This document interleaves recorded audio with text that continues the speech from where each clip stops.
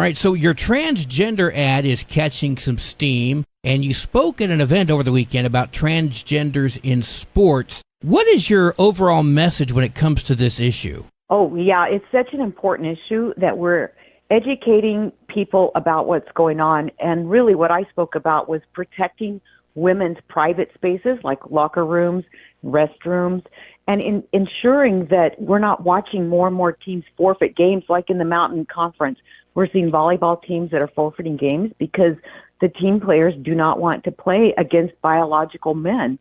And what we've done, I believe, is a disservice to our female athletes on every age level, and especially those that want to go into a professional sport, and they've worked years to train and be ready. And here we've allowed biological men to play in sports, which is a huge disadvantage.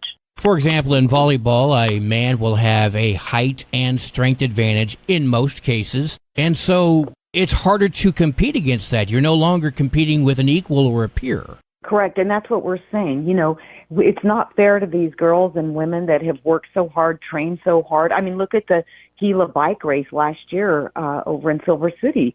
You know, there were women that competed that had trained for months, years, some of them, and then at the end of the day, a biological man won the race.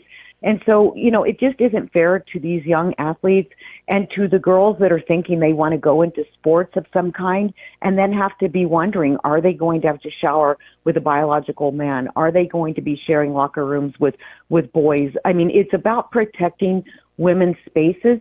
And to me, what's unfortunate is we're taking a huge step backwards.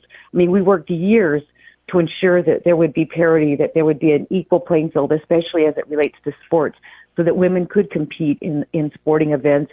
And now allowing a biological man or boy to play against a female, like you just said, there will never be a time when they're on a level playing field when you're playing against a biological boy or man. Just to be clear, on the sports, it's equal but separate. And that's the key here is everyone has their own sports, but it needs to be separate based on their gender. Correct. And then taking it one step further, it's also about protecting a female's privacy in terms of the locker room, the bathroom. You know, these are things that are very concerning.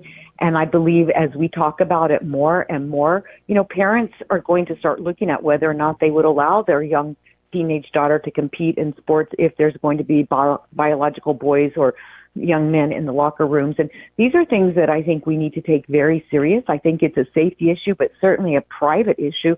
And we need to ensure that we're protecting our young female athletes, whether it's on the high school level or again collegiate level or even beyond into a professional level. I believe it was last year or earlier this year where a trans woman, biological man, insisted on being put into a women's prison, sexually assaulted some of the fellow inmates. Right.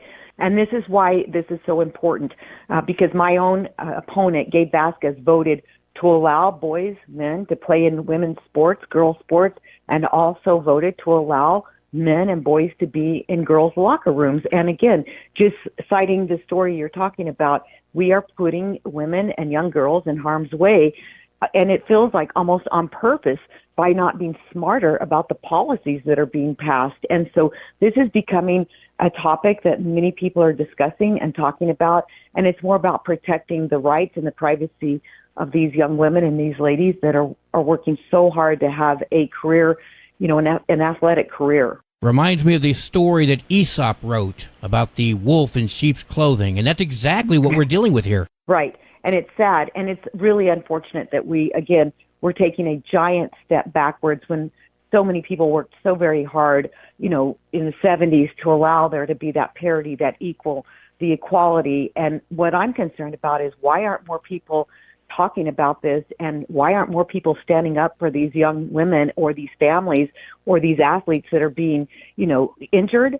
I mean, sometimes to the point where they cannot continue in their, you know, in their athletic dreams. I mean, it just makes no sense at all. And I think it's a worthy conversation to have. But more importantly, it's important that we're protecting these women and those safe spaces, those private places in terms of, you know, restrooms, locker rooms, etc., and protecting them on the field or on the court, whichever sport they're playing in. We've got to do a better job at protecting these young ladies.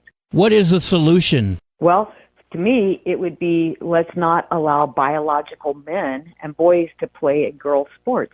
because again, like we said earlier, it's never going to be the same athletic ability. The man is always going to be having an advantage in strength, an advantage in some cases size. And we've all seen the videos where, in the volleyball court where the ball has been spiked and hit the one player right in the face.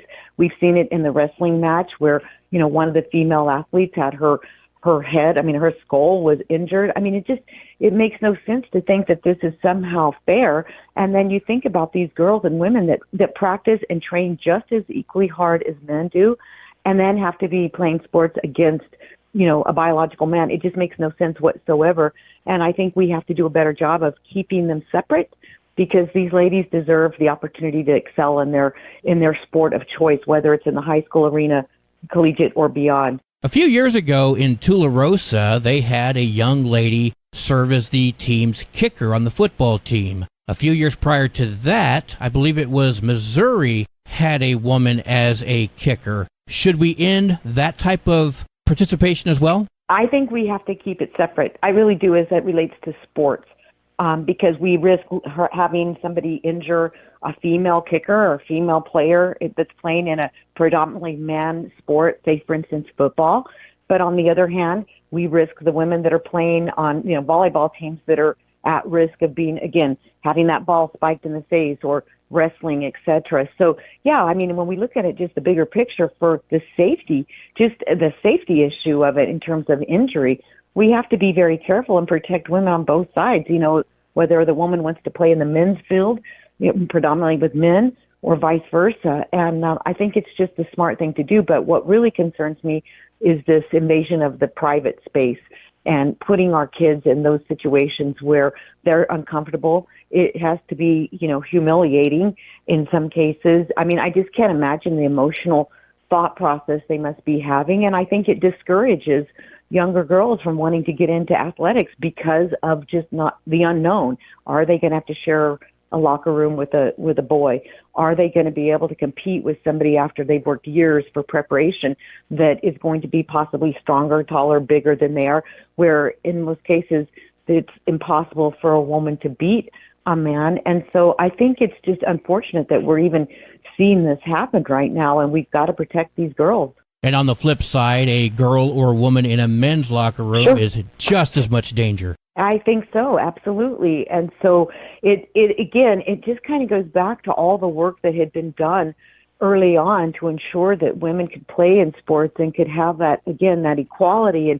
And we worked so hard.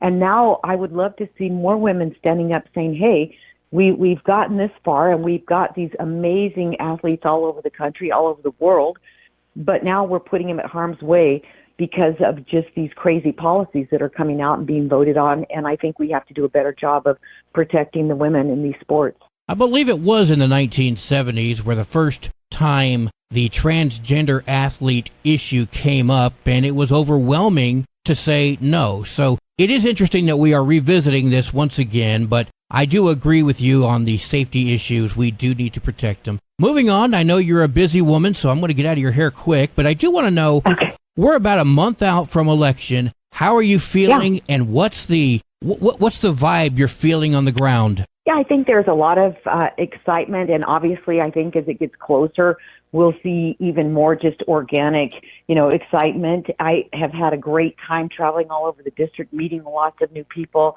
reconnecting with friends, and the main thing is going to be get out and vote. There isn't very many conversations I have where people are not complaining about something. Usually it's the open border, it's the economy, it's the crime, and it's the education system.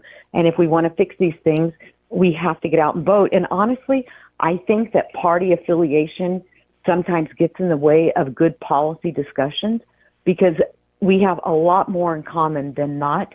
And so I think people are starting to realize and look at their own businesses or their own checkbooks or the quality of education or the community, the safety of the communities they live in. And I think that's going to really be a driving factor at the polls in November, and even early voting starts tomorrow in New Mexico. So I think we're going to see people voting for their values and for the candidates that really more align with what they're concerned about. All right, Yvette, Herrell, before I let you go, is there anything in closing you want to share? I would just say let's keep praying for our country. We've got to get out the vote. I mean, there's a lot riding on these races up and down the ballot. Great candidates running, and we just need to make sure that we're doing everything we're supposed to do to change the way things are going, because I believe this is probably one of the most consequential election cycles in our history. So we're just going to keep running hard right till the very end.